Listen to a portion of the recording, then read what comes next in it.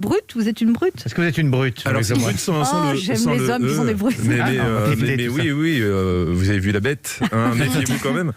Je voulais un spectacle pas poli. Je trouve que c'est une époque où la liberté d'expression est en danger, donc c'était important d'aller sur des sujets un peu sensibles, et puis aussi sans préliminaire. J'attaque le spectacle très vite.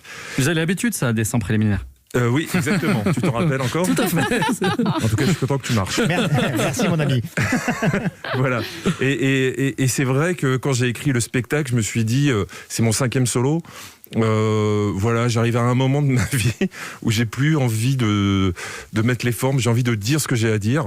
Après, les gens le prendront comme ils le veulent, mais c'est un spectacle très surprenant pour ceux qui ont vu mes spectacles précédents. Et justement, le public a très bien réagi à ça, à cette sincérité. Ils étaient très surpris. Je pense que j'ai pas eu de réaction aussi extrême depuis mon premier spectacle qui était très noir.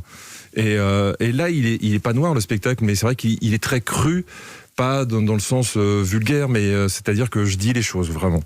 Et ça vous a fait du bien? Ouais, vraiment, c'était très libérateur. Je me suis dit, si c'est pour faire un spectacle de plus, ça sert à rien. Donc là, je parle librement de tous les sujets, de terrorisme, de véganisme, mais aussi de sexe. Qu'est-ce que vous dites sur les véganes? Vous avez vu son centre d'intérêt, hein. Qu'est-ce que vous dites sur le vegan, le sexe, on s'en fout. Moi, c'est qu'est-ce que vous dites sur le sexe? Le sexe, oh non, mais le sexe, ça pourra pas passer sur Europe Instant, là. Pourquoi? Parce que non, pour le coup, là, je dis les choses pas, c'est de manière très sincère. Et je parle de pratiques que vous pratiquez, je le sais. Je suis très gêné par ce moment de radio. Oui. Mais je ne peux pas en parler ici. C'est-à-dire, vous parlez de...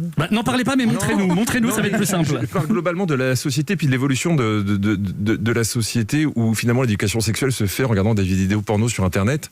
Et ce qui est terrible, c'est que à cause de ça, on se sent tous obligés de se comporter comme des stars du X. Et là, je dis attention, quoi. On n'a pas tous fait les cirques de Pékin, on s'aventure dans des positions. Il faut se détendre 2 secondes. Donc voilà, je ne comprends pas parce que c'est-à-dire que quand vous allez voir un film de super-héros, quand le mec saute du toit pour s'envoler. En sortant de la salle de cinéma, vous vous dites pas, tiens, en prenant un peu d'élan, je vais faire la même chose. Alors pourquoi vous vivez cette confiance quand vous avez regardé un film porno?